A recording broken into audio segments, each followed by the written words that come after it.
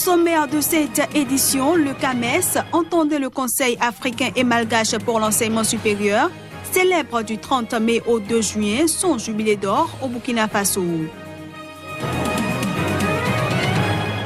Le Premier ministre du Japon et le président de l'État de la République socialiste du Vietnam ont, à l'issue d'une rencontre, réaffirmé leur engagement à œuvrer pour la démilitarisation de la mer de Chine méridionale. Et puis, quelques jours après sa 3e victoire consécutive en Ligue des Champions, Zinedine Zidane a annoncé qu'il quitte son poste d'entraîneur du Real Madrid.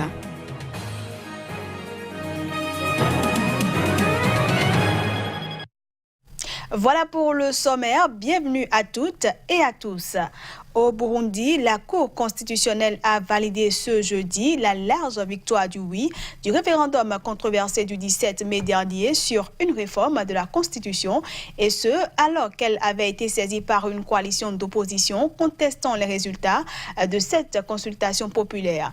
Les résultats communiqués par la commission électorale, selon lesquels les Burundais ont approuvé à 73,2% une réforme de la Constitution, laissant notamment la possibilité au président Pierre Nkurunziza de rester en poste jusqu'en 2034, ont dès lors été confirmés.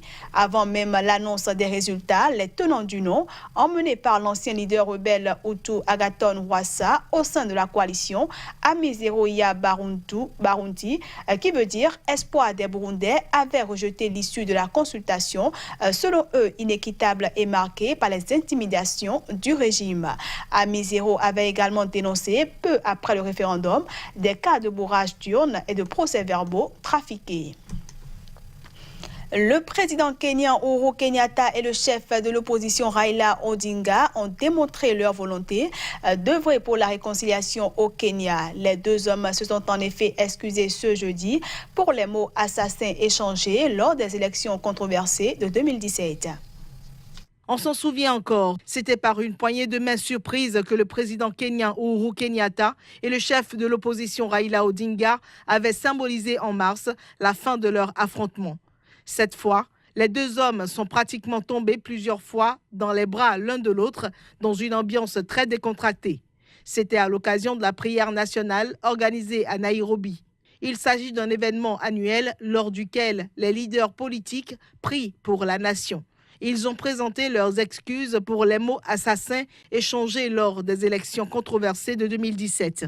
En référence au mois de violence ayant accompagné le scrutin de 2017 et fait au moins 100 morts, l'opposant Raila Odinga a martelé que plus jamais un Kenyan ne mourra à cause d'une élection. Déjà, les héritiers des deux plus grandes dynasties familiales kenyanes avaient surpris leurs compatriotes en apparaissant côte à côte le 9 mars et en promettant d'œuvrer à la réconciliation nationale. Ils déjouent ainsi tous les pronostics, car personne n'avait anticipé ce revirement au Kenya. Jeudi, la prière nationale s'est achevée avec la présence sur le podium du président de la Cour suprême, David Maranga. Toutefois, de nombreuses questions restent en suspens sur la nature exacte d'un accord conclu entre les deux. La 21e journée mondiale sans tabac a été célébrée au Bénin, dans le département de l'Atlantique. Le thème retenu cette année s'intitule « Le tabac vous brise le cœur, choisissez la santé, pas le tabac ». Voici le reportage. Ce 31 mai était l'occasion propice pour éveiller la conscience des Béninois, mais surtout celle de la jeunesse, sur les risques pour la santé et surtout le cœur de consommer du tabac et ses dérivés. Le Bénin semble bien avancé avec l'adoption de la loi relative à la production, au conditionnement, à l'étiquetage, à la vente et à l'usage du tabac et ses dérivés et assimilés. Mais il reste du chemin. Je sais qu'une législation non appliquée est un danger parce que nous aurions réfléchi pendant 7 ans en vain. Mais il y a un défi. La chicha décime nos enfants et la jeunesse. Et nous voudrions à ce que le gouvernement prenne le taureau par les cornes en interdisant ce phénomène dans notre pays. En effet, la mise en œuvre de cette nouvelle disposition juridique contribuera à limiter la menace considérable que représente le tabagisme pour la santé publique qui tue plus de 7 millions de personnes chaque année.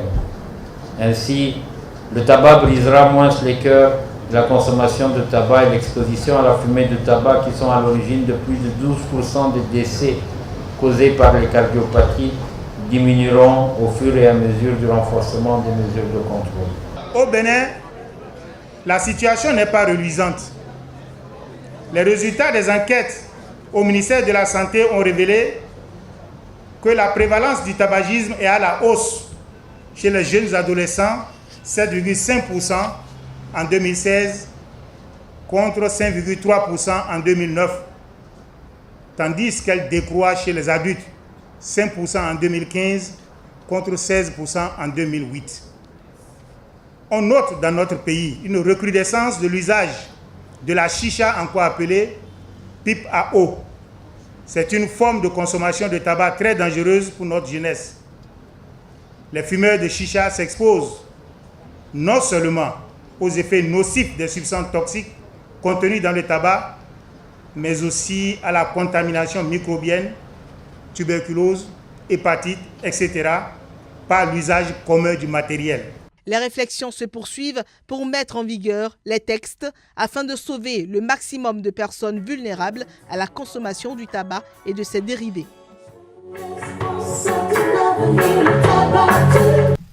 Allons à présent au Libéria où le président George Weah a décidé de réduire des taxes d'importation sur plus de 2000 produits de base et ce, afin de combattre une inflation galopante. Selon un communiqué du ministère de l'Information, les taxes douanières vont baisser de 40 à 81% sur ces produits largement consommés par les Libériens. Élu fin décembre sur un programme pro-pauvre, le président libérien George Weah a approuvé un nouveau plan qui réduit les taxes sur un grand nombre de marchandises importées sur le marché libérien. Les taxes douanières vont donc baisser de 40 à 81% sur plus de 2000 produits largement consommés par les Libériens. Les attaquants du PSG et du Milan AC avaient demandé à son administration fiscale de lui soumettre des propositions dans les 72 heures. Le président a par conséquent chargé le ministère du Commerce et de l'Industrie de mettre en œuvre d'urgence une réduction cohérente et proportionnelle des prix des produits concernés afin d'apporter un soulagement aux populations pauvres. George Weah, en succédant à Ellen Johnson Sirleaf le 22 janvier dernier, a pris la tête d'un pays en grande précarité financière et lourdement dépendant de l'aide internationale. Il est notamment confronté à la dépréciation de la monnaie locale qui rend les marchandises importées impayables pour beaucoup de Libériens. Peu après son accession au pouvoir, George Weah avait annoncé une réduction de son salaire et de ses primes de 25% et fait passer de 16 à 13 $ le prix du sac de 25 kg de riz, aliment de base au Libéria, entièrement importé. Le CAMES, entendez, Conseil africain et malgache pour l'enseignement supérieur, célèbre du 30 mai au 2 juin son jubilé d'or. Et c'est par le colloque international sur l'enseignement supérieur, la recherche et l'innovation que les festivités entrant dans le cadre de cet anniversaire ont démarré ce mercredi au Burkina Faso. Plusieurs activités sont au programme du 50e anniversaire du CAMES. Kodovi Ametonou et Claude Romba pour le reportage. Ils sont venus pratiquement des 4 coins du continent, ministres en charge de l'enseignement supérieur des 19 États membres du CAMES, experts ou universitaires de renom, partenaires et également responsables d'universités publiques et privées, bref, du beau monde à Ouagadougou pour participer à ce colloque international sur l'enseignement supérieur, la recherche et l'innovation. Un rendez-vous de l'éminence grise du Conseil africain et malgache pour l'enseignement supérieur pour justement réfléchir sur les enjeux du CAMES du futur, 50 ans après sa création. Pour que le CAMES demeure en phase avec les évolutions rapides qui impactent la société au rythme de l'avancée vertigineuse des technologies de l'information et de la communication ou tout simplement du numérique. Cette exigence de réflexion pour une meilleure adaptation et donc pour une offre de services plus pertinente s'impose à nous. La rencontre de Ouagadougou, faut-il le rappeler, se tient dans un contexte de jubilé d'or du CAMES. Occasion donc de revisiter tout le parcours depuis 1968 à nos jours. En dépit des résultats satisfaisants engrangés selon le secrétaire général, le CAMES est confronté à un certain nombre de difficultés, manque de ressources financières et humaines qui menacent sa survie. Les conclusions des travaux du colloque seront donc soumises au délibéré des différents chefs d'État pour la recherche d'éventuelles solutions aux problèmes de l'institution, notamment pour renforcer le CAMES et maintenir son leadership dans l'enseignement africain et mondial. Ce journal se poursuit. Le procès d'une responsable d'Amnesty International s'est ouvert à Nice, en France, ce jeudi. Les autorités lui reprochent d'avoir aidé l'été dernier 2 jeunes émigrés de Guinée refoulés de France en Italie, et ce, malgré leur statut de mineurs isolés. Ce procès est une première en France. Reporté à 3 reprises, il doit juger Mathilde Landry, un membre d'Amnesty International et de l'Association nationale d'aide à la frontière pour les étrangers. Elle est jugée pour avoir aidé l'été dernier 2 jeunes immigrés de Guinée refoulés de France en Italie, malgré le statut de mineurs isolés. Je pense que ça fait partie d'une politique, entre guillemets, générale d'intimidation de toutes les personnes qui portent assistance aux migrants. Voilà. Et c'est pour ça qu'au niveau du délit de solidarité, nous demandons que l'alignement pur et simple sur le droit international. Oui, beaucoup de suspicions qui portent sur, à mon avis, des élucubrations, excusez-moi, mais c'est comme ça que j'ai compris la chose. Pour des suspicions, pourquoi on aurait monté tout un stratagème, voilà, tout un stratagème pour juste ces 2 mineurs-là que personne ne connaissait avant. On aurait voulu les protéger plus particulièrement. Alors qu'il y en a des dizaines et des dizaines qui passent tous les jours, en tout cas toutes les semaines, à cette frontière, et qui seraient concernés. Pourquoi ces 2-là ? Le procès de Mathilde Landry s'ouvre à la veille de celui de 2 Suisses et d'une Italienne, également poursuivis pour leur aide à des migrants. Elle risque jusqu'à 5 ans d'emprisonnement et 30 000 € d'amende. En attente d'une place en foyer, les 2 Guinéens aidés par la retraitée avaient été interpellés. Ils ont ensuite été renvoyés en Italie. Le Premier ministre japonais Shinzo Abe a reçu le président de l'État de la République socialiste du Vietnam, Tran Dai Quang. Les 2 hommes ont saisi cette occasion pour réaffirmer leur engagement à œuvrer pour la démilitarisation de la mer de Chine méridionale. On les suit.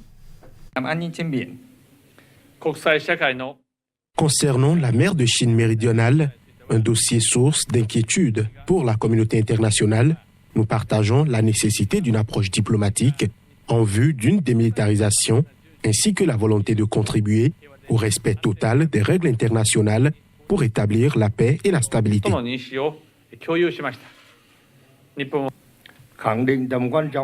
Les 2 parties ont affirmé l'importance d'assurer la paix, la sécurité et la liberté en mer de Chine méridionale. Les 2 parties ont convenu de promouvoir le règlement des différends par des moyens pacifiques, sans utiliser ni menacer d'utiliser la force, et d'éviter des actions qui pourraient nuire à la confiance, tout en respectant scrupuleusement le droit international. Enfin, à la surprise générale, Zinedine Zidane a annoncé qu'il quitte son poste d'entraîneur du Real Madrid. Cette annonce intervient quelques jours après sa 3e victoire consécutive en Ligue des Champions qui l'a fait entrer dans l'histoire du football. À la tête de l'équipe merengue depuis début 2016, Zinedine Zidane a annoncé jeudi à la surprise générale qu'il quittait son poste d'entraîneur du Real Madrid. J'ai pris la décision de ne pas continuer l'année prochaine. J'ai parlé avec Florentino Pérez pour lui expliquer ce qui se passait. Je pense que c'est le moment pour tous, pour moi, pour l'équipe, pour le club. Je sais que c'est un moment un peu bizarre, mais je crois que c'est un moment important et qu'il fallait le faire pour tout le monde. Había que hacer eso para todos. Lo que pienso es que este equipo. Ce que je pense, c'est que cette équipe doit continuer à gagner. Et pour cela, ils ont besoin d'un changement. Je crois qu'après 3 ans, ils ont besoin d'un autre discours, d'une autre méthode de travail. Seguramente otra metodología. de trabajo. Une décision qualifiée de totalement inattendue par le président du club, Florentino Pérez, à ses côtés en conférence de presse. Ce fut un grand impact pour moi hier quand j'ai su cette décision et comme je l'ai dit auparavant, j'aurais aimé le convaincre. Mais je sais comment il est et la seule chose que je peux faire est de lui offrir mon affection, mon soutien, ma reconnaissance et lui rappeler ce qu'il sait déjà, que cette maison est sa famille pour toujours. Alors que cette décision va inévitablement susciter des interrogations sur son avenir, Zidane a assuré qu'il ne cherchait pas d'autre équipe. Zidane, âgé de 45 ans, était devenu samedi après la victoire de Real face à Liverpool, 3-1, le premier entraîneur de l'histoire du football à remporter 3 Ligues des Champions consécutives. Et c'est la fin de cette édition que je vous remercie d'avoir suivi.